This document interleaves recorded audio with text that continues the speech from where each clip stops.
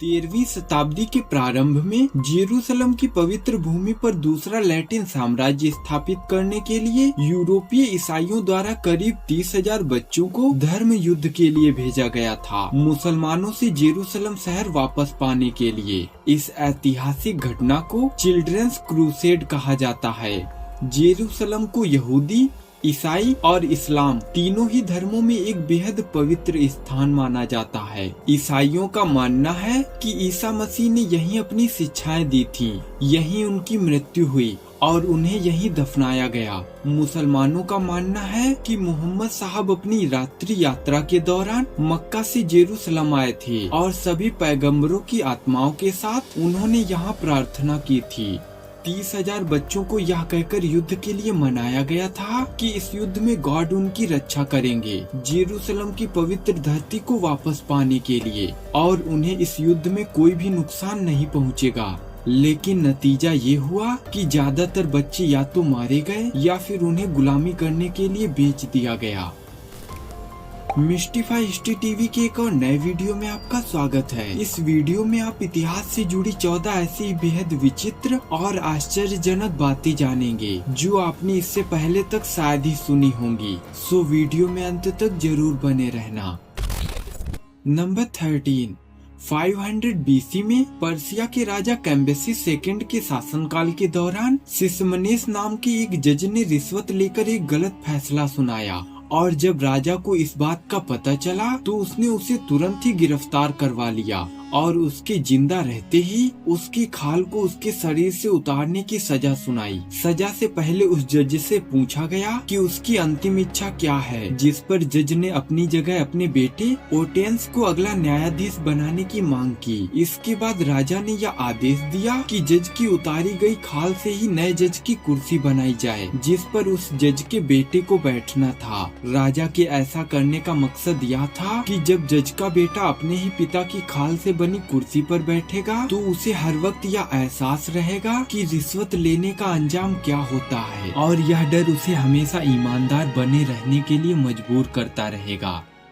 Number 12, 1884 में Hiram maxim नाम के इस शख्स ने दुनिया की पहली ऑटोमेटिक मशीन गन का आविष्कार किया था। उन्होंने अपनी बंदूकों के परीक्षण में इतना ज्यादा समय बिताया था कि वे पूरी तरह से बहरे हो गए थे। इसके कुछ सालों के बाद ही 1902 में उन्हीं के बेटे हीराम पर्सी मैक्सिम ने फायर आर्म साइलेंसर का आविष्कार किया, लेकिन तब तक बहुत देर हो चुकी थी उन्हें अपने पिता की सुनने की क्षमता को बचाने के लिए। नंबर 11, 1600 से 1700 के दशकों के दौरान अफ्रीका में जो स्लेव्स होते थे उनके मुंह पर उनके मालिक कुछ इस तरह से मास्क लगा दिया करते थे। दरअसल उस दौरान गुलामों पर अत्यधिक अत्याचार किए जाते थे और उनसे सुबह से शाम तक बेहद काम करवाया जाता और उन्हें खाने के लिए भी कुछ भी नहीं दिया जाता था। ऐसे में भूख से तड़पते हुए गुलाम खेतों से ही अनाज का कुछ हिस्सा खा लिया करते थे, और अगर उन्हें खाने के लिए कुछ भी न मिलता तो वे मिट्टी ही खा लिया करते थे, जिससे वे अक्सर बीमार हो जाते थे। इसीलिए उनके मालिक उनके मुंह पर मास्क लगा दिया करते ताकि वो मिट्टी खाकर बीमार न पड़े और वे बिना कुछ खाए पिए मरते दम तक लगातार काम करते रहें। नंबर 10, अमौ हाजी एक ईरानियन व्यक्ति था जिसे दुनिया का सबसे गंदा इंसान माना जाता है। अमौ हाजी ने आधी सदी से भी अधिक समय तक साबुन और पानी का उपयोग करने से इनकार कर दिया था, क्योंकि उन्हें यह डर था कि इससे वे बीमार हो जाएंगे। इसीलिए इस शख्स ने अपने जीवन में 60 सालों से भी अधिक समय से नहीं नहाया था। अपनी इस मैली जीवन शैली के बावजूद भी वे 94 सालों तक जिंदा रहे और उनकी मृत्यु कुछ ही महीनों के बाद तब हो गई जब उन्होंने 6 दशकों में पहली बार नहाया था। नंबर 9, एंशियंट ग्रीस में जो डॉक्टर थे वे मकड़ी के जालों का इस्तेमाल बैंडेज के रूप में किया करते थे। अब शायद आपको यह जानकर हैरानी होगी कि मकड़ी के जाले बैक्टीरियल और फंगल इन्फेक्शन को रोकने में सहायक होते हैं, जो घाव को इन्फेक्शन से बचाने और साफ रखने में कारगर हैं। लेकिन हैरानी की बात तो यह है कि इतने सालों पहले भी एंशियंट ग्रीस के लोगों को यह बात पता थी। नंबर 8, आपने सरकारी स्कूलों में लंच के समय बच्चों को मुफ्त भोजन करते हुए तो जरूर देखा होगा, लेकिन आप शायद ही जानते होंगे कि इसकी शुरुआत सबसे पहले 1946 में द्वितीय विश्व युद्ध के दौरान संयुक्त राज्य अमेरिका द्वारा की गई थी। उन्होंने यह कार्यक्रम इसलिए शुरू किया था क्योंकि उस समय उनकी सरकार को लगा कि बच्चों को मुफ्त भोजन देने से उन्हें जरूरत पड़ने पर ज्यादा स्वास्थ्य ड्राफ्ट पूल मिल सकेंगे।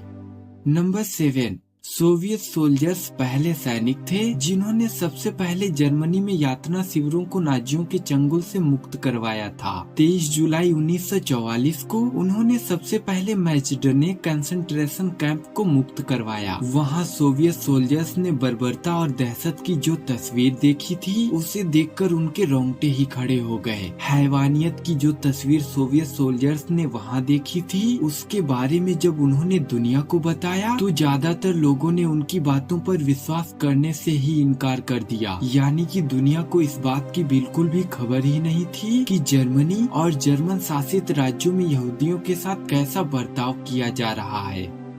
नंबर 6, प्राचीन स्पार्टन इतने ज्यादा अमीर हुआ करते थे कि उनमें से किसी को भी अपने जीवन भर काम करने की आवश्यकता नहीं पड़ती थी और उनके इतने ज्यादा अमीर होने का मुख्य कारण उनके पड़ोसी राज्यों खासकर हेलोट्स राज्य पर विजय और प्रभुत्व स्थापित करना था। जब भी कोई स्पार्टन लड़का वयस्क होकर आदमी बन जाता था तो स्पार्टन राज्य उसे सार्वजनिक खेती का एक बड़ा हिस्सा दे दिया करते थे और इतना ही नहीं, उसे इन खेतों में काम करने के लिए हेलोट दास भी इनाम में दिए जाते थे।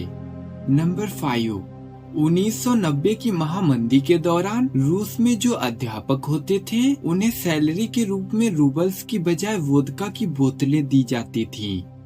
नंबर 4, आज हम भारत से इंग्लैंड जाने के लिए एरोप्लेन का इस्तेमाल करते हैं, लेकिन आप शायद ही जानते होंगे कि एक समय में कोलकाता से लंदन आने जाने के लिए बस सुविधा भी मौजूद हुआ करती थी और इस बस को अपनी यात्रा पूरी करने में 40 से 50 दिनों का समय लगता था, जिसका एक तरफ का किराया 145 यूरो हुआ करता था, जिसमें बस का किराया, खाने का इंतजाम और रास्ते में होटल में रुकने की सारी सुविधाएं शामिल हुआ करती थी। और उस समय यह रूट दुनिया का सबसे लंबा बस रूट हुआ करता था, लेकिन 1973 में राजनीतिक मनमुटावों के चलते इसे बंद कर दिया गया। नंबर 3, कनाडा और डेनमार्क देश ग्रीनलैंड के पास मौजूद हैंस आइसलैंड नामक एक छोटे से आइलैंड पर अपना अधिकार जताने के लिए 30 सालों से भी ज्यादा समय से एक बेहद मजाकिया लड़ाई लड़ रहे हैं। दरअसल जब कभी इन दोनों देशों में से किसी भी देश के अधिकारी यहाँ आते हैं तो वे अपने देश की शराब की एक बोतल यहाँ छोड़ जाते हैं अपना संप्रभुत्व दिखाने के लिए।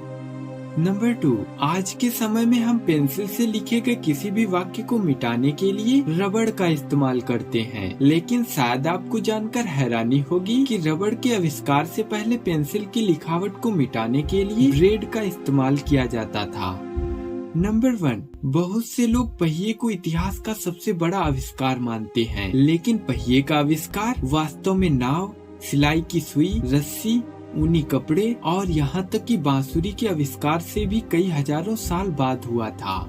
सो दोस्तों, इस वीडियो के लिए बस इतना ही। वैसे ये फैक्ट्स जानकर आपको कैसा लगा हमें कमेंट्स में जरूर बताइएगा, और वीडियो पसंद आई हो तो लाइक और दोस्तों के साथ शेयर जरूर से कर देना। और हिस्ट्री व फिलोसफी से जुड़ी ऐसी इंटरेस्टिंग और इन्फॉर्मेटिव वीडियोज के लिए चैनल को सब्सक्राइब कर घंटी को दबाना बिल्कुल भी मत भूलना। मिलते हैं आपसे एक और नई वीडियो में। जय हिंद।